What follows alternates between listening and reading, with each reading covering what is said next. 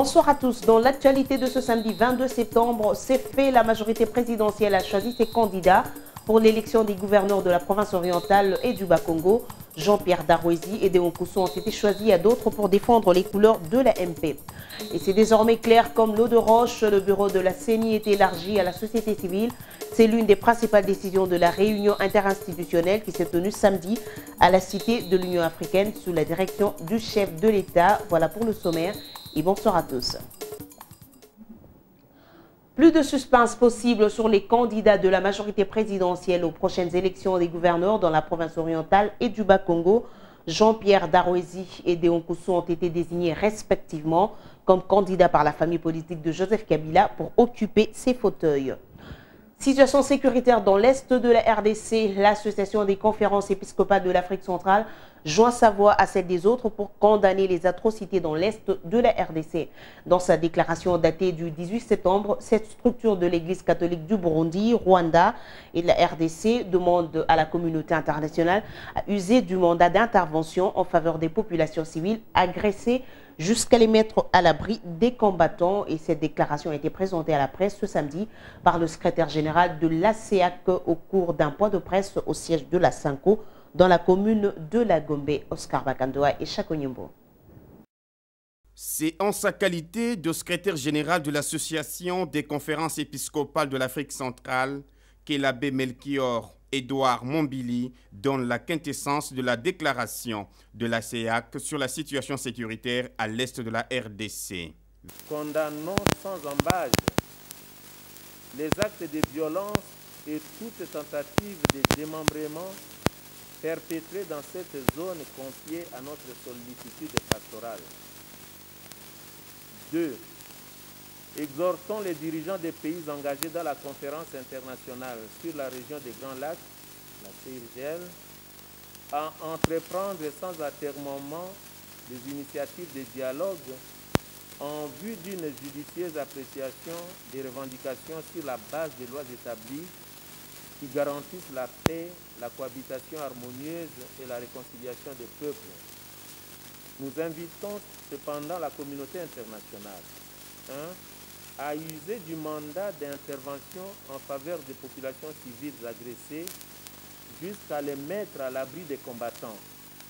Nous prions instamment la Caritas ACEAC d'organiser une collecte en faveur des réfugiés congolais au Rwanda, au Burundi et en Tanzanie, le premier dimanche de l'Avent, le 2 décembre 2012, jour de la prière pour la réconciliation dans la sous-région des Grands Lacs africains.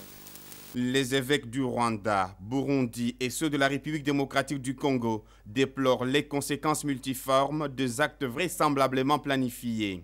Selon le secrétaire général, la CEAC entreprendra une mission dans la sous-région de Grands Lacs en vue de s'entretenir avec les dirigeants sur cette question qui a fait autant de victimes. Restructuration de la commission électorale nationale indépendante. La composition du bureau passe de 7 à 11 membres, dont 2 de la société civile.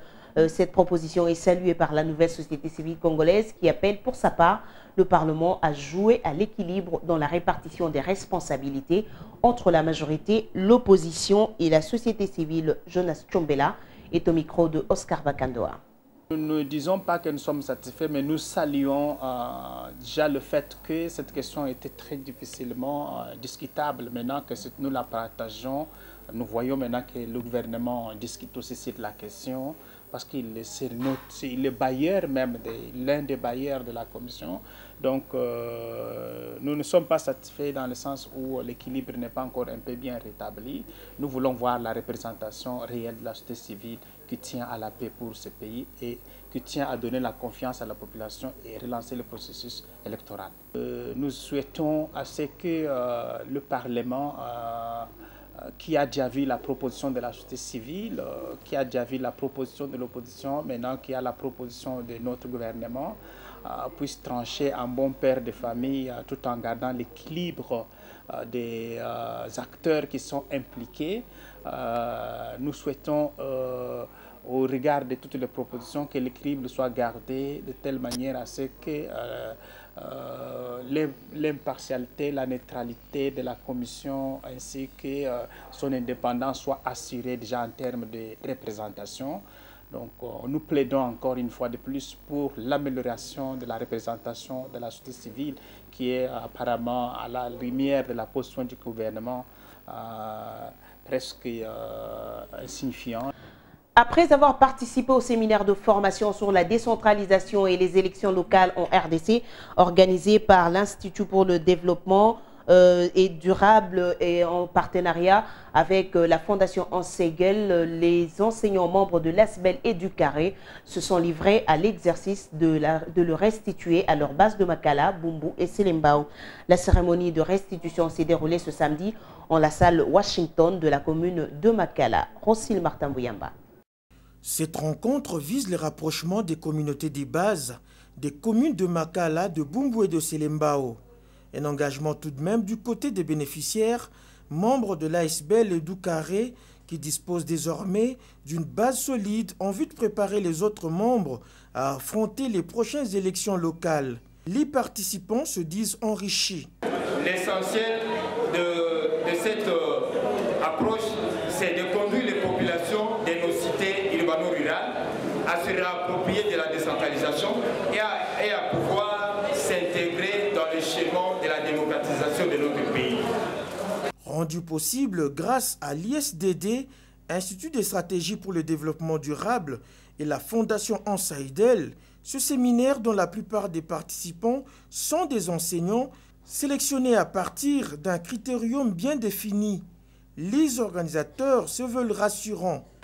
C'est donc avec beaucoup de satisfaction que nous constatons la matérialisation de cette approche qui a permis à notre partenaire ISDD de toucher plus ou moins les doubles ou les triples du public initialement visé, dans la mesure où les 53 bénéficiaires ont produit plus de 100 autres. Tous les regards sont désormais tournés vers les bénéficiaires qui sont appelés à perpétuer les leçons reçues pour un choix judicieux lors des échéances locales prochaines. Le sommet de la francophonie, c'est dans quelques jours et à Kinshasa, on se prépare d'arrache-pied pour ne pas manquer ce rendez-vous. Et c'est dans ce contexte que le ministre des Médias, Lambert Mende, s'est entretenu avec le commissaire général à la francophonie et quelques responsables d'organes de presse sur les stratégies à mettre en œuvre pour une meilleure communication. C'était ce samedi au ministère de la Communication, les détails avec Anita Lombois et Serge Kouete. Le comité organisateur du 14e sommet de la francophonie a finalement songé à l'implication de la presse locale pour la réussite du sommet qui se tient dans quelques jours ici à Kinshasa. Devant le secrétaire général de la francophonie, accompagné pour la circonstance par le ministre des Médias et Relations avec le Parlement et Initiation à la nouvelle citoyenneté, quelques responsables des médias basés à Kinshasa. Ils sont tous conviés à élaborer un plan de communication et surtout arrêter des stratégies susceptibles de faire réussir les travaux. Il est extrêmement important que le commissaire général vienne rencontrer les hauts responsables du pays, du gouvernement en matière de presse. Et donc nous avons échangé sur la communication qui va se faire au niveau du 14e sommet. Nous avons insisté beaucoup sur le respect de la diversité des expressions au niveau de la presse, mais également la nécessité de bien accueillir la famille de la presse internationale qui sera développée à cause de ce sommet. Pour rappel, la RTNC reste la seule chaîne retenue pour diffuser l'événement. Tous les autres médias audiovisuels devraient s'adresser à elle pour reprendre le signal. Chacun des participants à cette rencontre a présenté ses propositions pour la réussite de ce sommet. Lambert Mende a exhorté les médias nationaux à plus d'implication pour donner à cet événement sa vraie portée internationale. Par ailleurs, les chefs des partis politiques ont fait de même. Ils ont conféré ce même samedi avec le professeur Ndayuel, commissaire général du 14e sommet de la francophonie, sur l'organisation et l'implication des formations politiques dans la réussite de ce grand rendez-vous international. Les partis politiques ont reçu toutes les assurances de l'organisateur quant à leur participation à l'ouverture et à la clôture des travaux prévus du 12 au 14 octobre prochain à Kinshasa. Les présidents nationaux des partis politiques ont eu un face-à-face avec le commissaire général du 14e sommet de la francophonie. Isidore Ndayuel et ses interlocuteurs font la ronde de toutes les questions liées à l'organisation de ces sommets à Kinshasa. Pas de questions taboues. Le commissaire général a rassuré tous ses invités qu'ils seront à l'ouverture comme à la clôture officielle de ces assises de Kinshasa. Il les a par ailleurs exhortés à saisir cette opportunité offerte à la RDC. Satisfait de toutes ces explications, les chefs des partis politiques adhèrent à la vision. Dans quelques jours, la francophonie, le bébé francophonie et RDC va bientôt naître.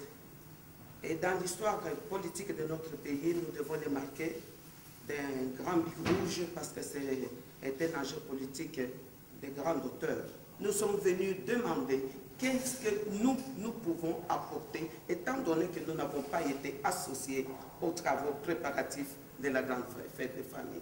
Certainement, je suis sorti certainement qu'il a trouvé ça très bien, c'était bien tombé, parce qu'au moins la politique qui gère tout dans le monde, on a vu des acteurs politiques venir s'intéresser à cette grande fête, c'est que ce sont de grandes avancées dans la politique de notre pays. Ainsi, toute la classe politique congolaise est sensibilisée pour la réussite de ce grand rendez-vous avec l'espace francophone, une première en Afrique centrale. La ministre du Genre, Famille et Enfants vient de séjourner dans la province du Bas-Congo.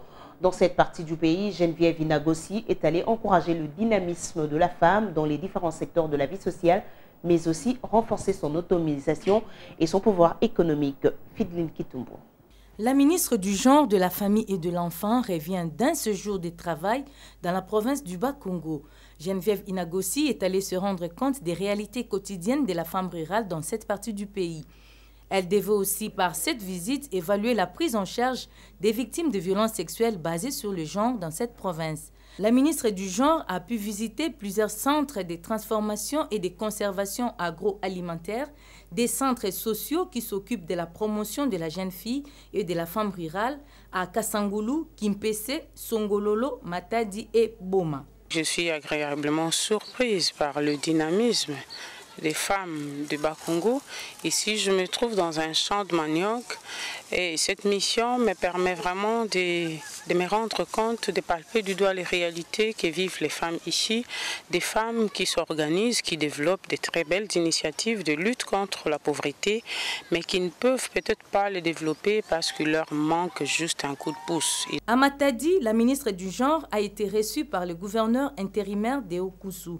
Il a eu une séance de travail à la Maison de la Femme de Matadi, axée sur les questions liées au genre. Le coordonnateur de la synergie provinciale a mis à profit cette occasion pour faire un état des lieux des violences sexuelles dans sa province, caractérisée essentiellement par des violences domestiques. Le cas récent est celui d'une femme dont le mari a amputé les mains pour avoir refusé la cohabitation. Mon ministère est un ministère transversal. Toutes les solutions ne proviendront pas forcément de moi, mais je me fais le porte-parole de toutes ces femmes. À Boma, Geneviève Inagossi a visité Groupedi, une ONG qui s'occupe des enfants malnutris, ainsi que les œuvres sociales des Sœurs de Marie. À Mwanda, elle a eu un échange avec les femmes sur les processus électoraux en cours.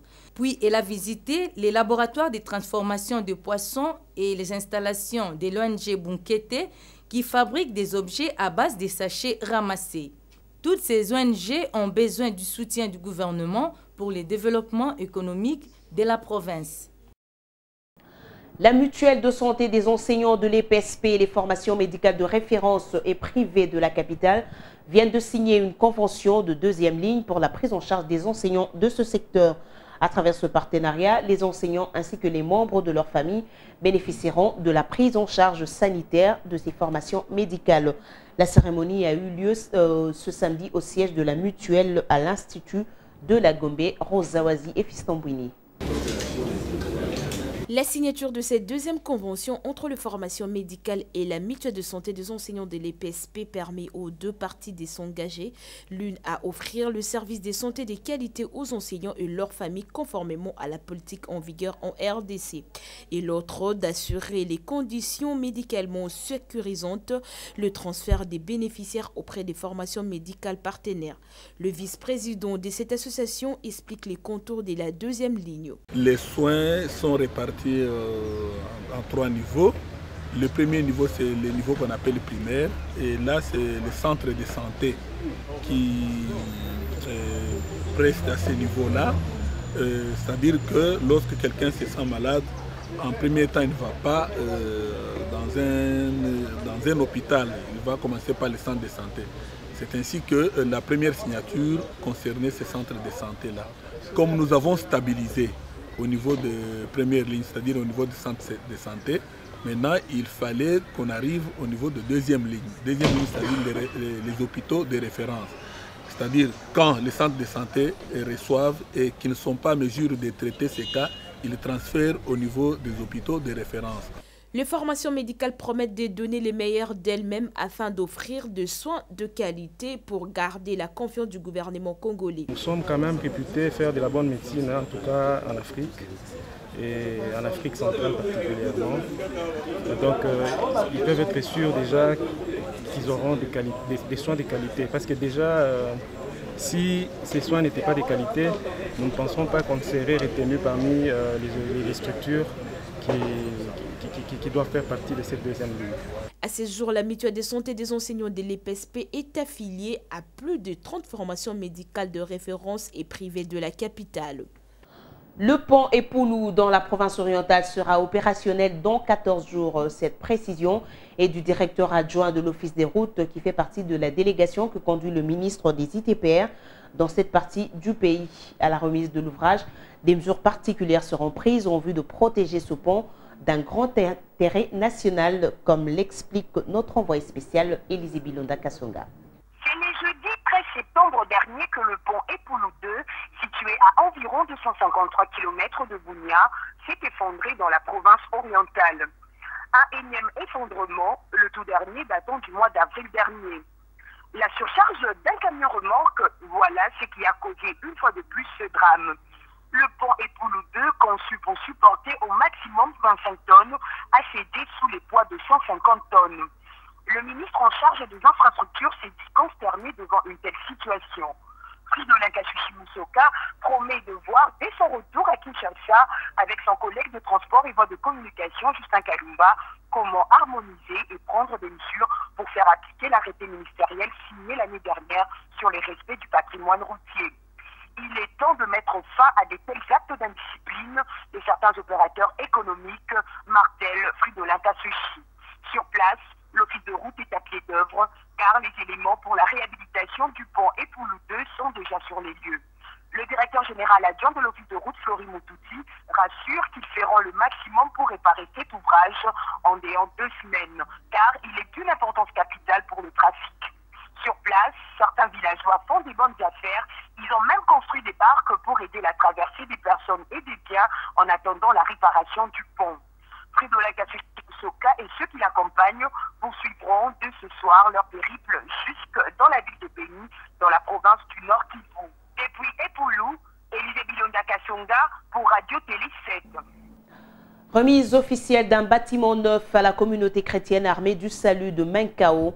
Ce bâtiment construit et équipé sur fonds propres de l'ONG World Vision va servir d'école primaire à cette communauté et contribuer à améliorer l'éducation des enfants de ce coin de la capitale. Jemima Mongo et Fiston Bouini.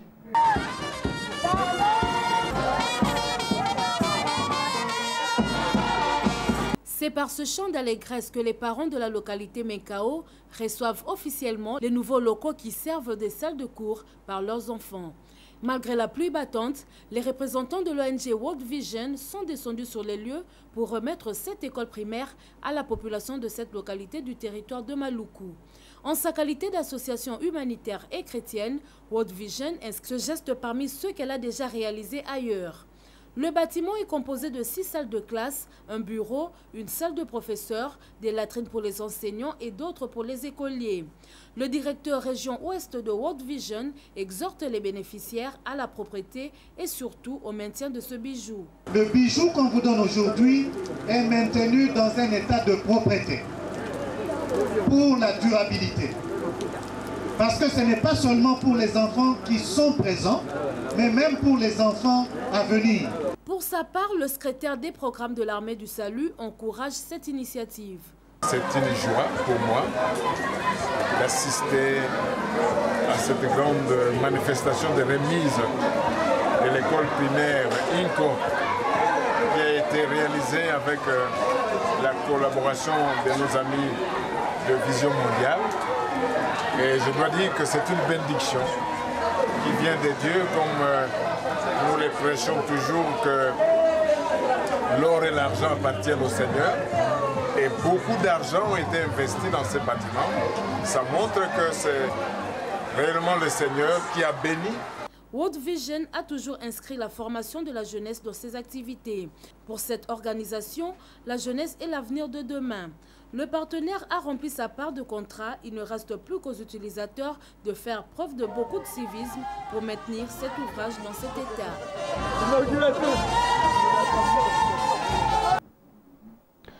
La faculté des lettres de l'université de Kinshasa vient d'être enrichie d'un nouveau professeur, Jacques Ngangala, puisque c'est de lui qu'il s'agit, a défendu sa thèse de doctorat ce samedi sur l'ethnophilosophie, un travail dans lequel l'auteur étudie des discours et fait la promotion de la philosophie africaine.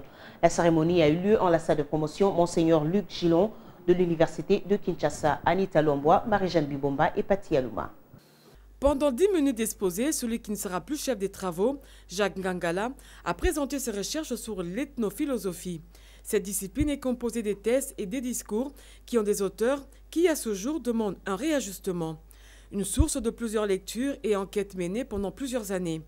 Après un jeu de questions-réponses et une délibération à huis clos, le jury décide. Le jury a pris la décision suivante. Le chef des travaux Ngangala Balade Jacques a réussi avec la mention grande distinction. Jacques Ngangala, désormais docteur en philosophie, promet de publier un ouvrage qui résume les matières contenues de sa thèse de doctorat. L'histoire des idées les plus abordées par les scientifiques depuis plus de 20 ans. Cette thèse est encore à l'étape d'une production technique. Nous allons bientôt la publier. On va publier un livre et à partir de ce livre, nous mènerons d'autres recherches pour que la méthode que nous avons proposée puisse devenir effective. Le docteur Ngangala, ému, dédie ce travail qu'il juge laborieux à tous ceux qui travaillent pour la promotion de la philosophie africaine. Le diplôme de ce jour enseigne le doyen de la faculté des lettres et sciences humaines et le 6e de cette année qui vient enrichir cette faculté de celle que compte l'université de Kinshasa. Et place à présent à la revue de presse et elle est sélectionnée et lue par Rose Awazi. Le journal paru ce week-end analyse et commente chacun à sa manière l'actualité qui domine la fin de cette semaine qui du moins reste riche en événements. Le potentiel qui s'intéresse aux élections de gouverneurs en province orientale et du Bas-Congo note qu'il n'y a plus de suspense possible sur le candidat de la majorité présidentielle aligné pour les prochaines élections de gouverneurs. L'option définitive a été levée, Jean-Pierre Darouezi pour la province orientale, Deokusu pour le Bas-Congo. Ces élections sont organisées pour remplacer les anciens gouverneurs qui siègent depuis lors à l'Assemblée nationale. Le point du jour annonce que l'opposition politique opte pour la chaise vide. Le groupe parlementaire de l'opposition a décidé de sécher les activités du 14e sommet de la francophonie prévu du 12 au 14 octobre prochain à Kinshasa. Dans un communiqué signé par les députés nationaux Sami Badibanga, UDPS FAC, Justin Bitanquira, UNC et alliés, Jean-Lucien Boussa, MLC et alliés, José Makila, les chefs de groupe parlementaires de l'opposition se sont donné une seule consigne, celle de ne pas participer aux travaux du sommet de la francophonie s'ils étaient appelés à s'y joindre, car, disent-ils, ils ne font partie ni du gouvernement et encore moins de la majorité au pouvoir. Mounene bientôt l'extradition. Après avoir longtemps hésité à accéder à la requête de Kinshasa sur l'extradition de l'ex-général Faustin Mounene, Brazzaville s'est dit désormais disposé à reconsidérer sa position. L'évolution apprend-on des bonnes sources et la suite logique du récent séjour du président RD congolais Joseph Kabila à Oyo où il a eu des entretiens tête-à-tête avec son homologue Denis Sassou Nguesso. Pour rappel, on sait qu'en République démocratique du Congo, l'ex-général Mounene est sous les coups d'une condamnation à perpétuité pour atteinte répétée à la sûreté de l'État. Information à lire dans le maximum. Dans sa dernière parution, le magazine Optimum présente un entretien exclusif avec le ministre des Affaires étrangères, de la coopération internationale et chargé de la francophonie, Raymond Tshibanda. Parlons du 14e sommet de la francophonie qui s'éteint dans quelques jours à Kinshasa. Raymond Tshibanda pense que la francophonie par l'usage et par l'appartenance à la communauté officielle francophone est un des éléments culturels et institutionnels constitutifs de l'identité de la République démocratique du Congo. Elle permet aux Congolaises et Congolais de mieux s'approprier la francophonie et de mieux appréhender la place de leur pays au sein de cette grande famille. Ces assises organisées sur notre territoire devraient être considérées comme un gain diplomatique et un signal fort du retour de la RDC dans le concert des nations. C'est tout pour la ronde de ces journaux et bon week-end à tous. Merci Rosa Wazi pour cette revue de presse et c'est la fin de ce journal. Merci de l'avoir suivi. Au revoir.